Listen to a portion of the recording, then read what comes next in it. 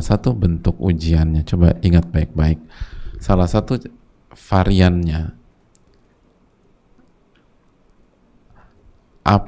kebaikan kita dibalas dengan air tuba, kebaikan kita dibalas dengan sebaliknya, susu yang kita kasih dibalas dengan air tuba.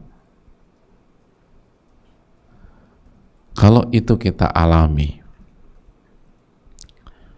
ketika kita berinteraksi dengan suami kita atau anak kita atau orang tua atau mertua atau kakak atau adik atau tetangga atau sahabat atau anak sambung atau anak asuh atau karyawan atau staf kita atau asisten kita atau personal asisten kita atau sekretaris kita atau orang yang lama dengan kita bertahun-tahun, mungkin ART kita atau driver kita, kebaikan kita selama ini dibalas dengan hal yang tidak menyenangkan, dibalas dengan hal yang nggak nyaman. Kebaikan kita selama ini dibalas dengan pengkhianatan.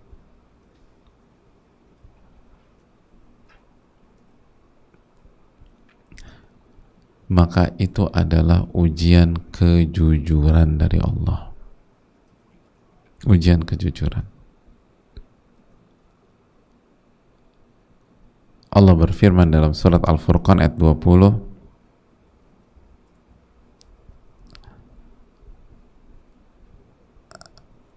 menjelaskan tentang interaksi antar kita, interaksi antar kita, bahwa di antara kita itu fitnatan atas birun wa kana rabbuka basira. Allah katakan waja'alna ba'dakum li ba'din fitnatan, dan kami jadikan interaksi di antara kalian sebagai ujian, fitnah, sebagai ujian. Ujian apa? Ujian kesabaran. Atas birun wa kana rabbuka basira, dan Rabbmu maha melihat. Rabbmu maha melihat. Jadi hadirin Allah muliakan,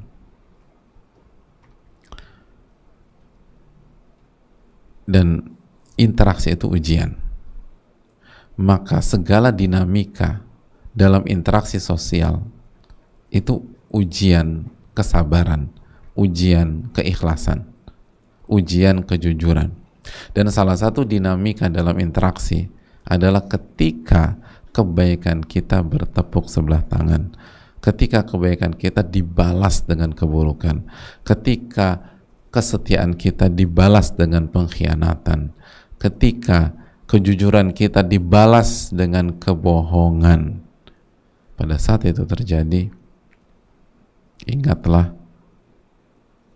Al-Furqan ayat 20, ingatlah Al-Kabut ayat 2 dan 3, ini adalah ujian kejujuran. Maka tidak heran ketika itu terjadi, salah satu gejolak dalam diri yang diprovokasi oleh syaitan, diprovokasi oleh hawa nafsu, bagaimana kita mengungkit apa yang sudah kita kasih.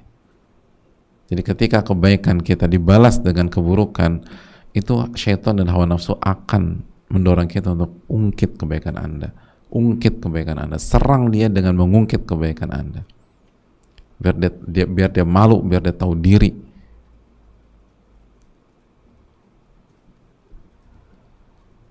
Ketika kejujuran kita dibalas dengan kebohongan, ungkit kebaikan Anda itu. Nanti kita dibisikkan begitu tuh.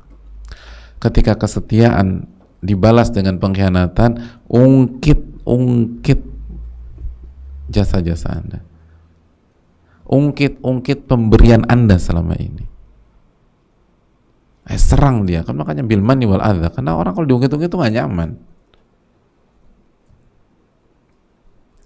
Hadirin Allah muliakan,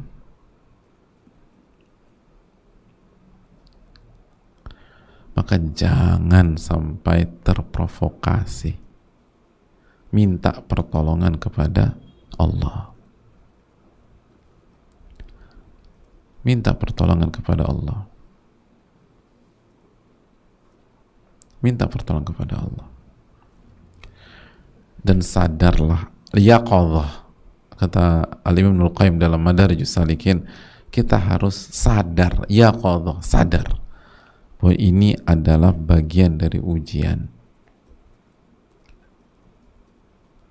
Yang dinilai itu bukan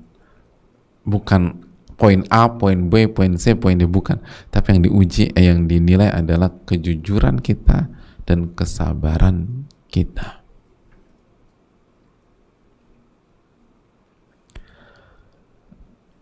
Orang-orang yang ikhlas dan jujur tidak akan menggunakan pintu mengungkit-ungkit dan menyakiti perasaan orang.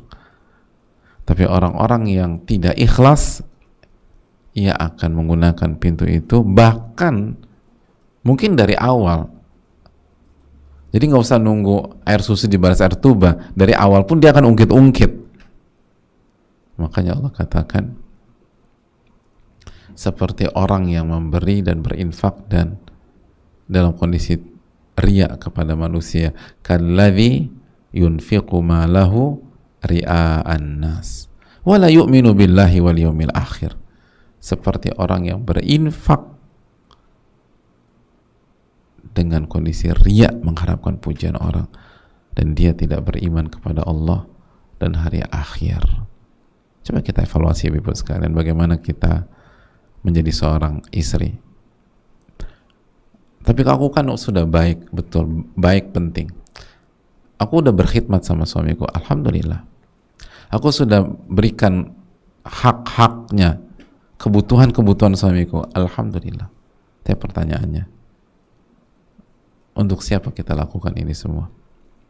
Sudahkah kita mengharapkan wajah Allah Subhanahu wa taala? Atau kita punya kepentingan? Kita mengharapkan feedback dari suami kita. Coba kita lihat bagaimana kita bersama anak-anak kita. Tapi aku udah didik Pak Ustadz, aku udah sekolahkan sekolah yang terbaik, aku udah ini, aku udah ini, aku udah ini. Alhamdulillah, alhamdulillah. Tapi pertanyaannya, untuk siapa kita lakukan ini semua? Apakah untuk Allah Subhanahu wa taala? Atau untuk diri kita pribadi sebagai seorang ibu yang ingin diangkat-angkat? Seorang ibu yang ingin diagungkan oleh anaknya, dari anaknya, seorang ibu yang ingin dipuji dan dipuja oleh anak-anaknya. Coba kita evaluasi diri kita.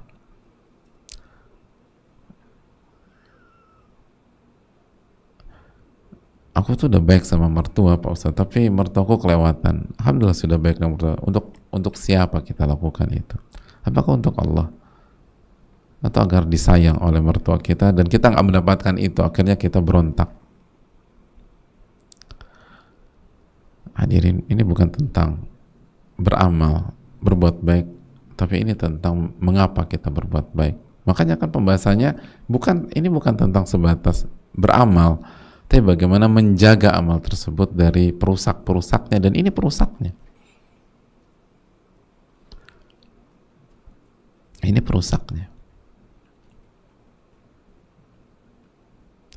Saya rasa cukup sampai di sini, hadirin sekalian, ibu-ibu, dan mohon maaf sekali lagi tidak ada sesi tanya jawab pada kesempatan karena ada hal yang sangat urgent pada pagi menjelang siang ini. Terima kasih atas perhatian dan pengertian, dan semoga kita diberikan ilmu yang bermanfaat dan dilindungi dari ilmu yang tidak bermanfaat. Allahumma inna nas'aluka ilman nafi'a wa na'udzubika min ilmin la yanfa'. Subhanakallahumma bihamdika asyhadu an la ilaha illa anta astaghfiruka wa atubu ilaik. Assalamualaikum warahmatullahi wabarakatuh.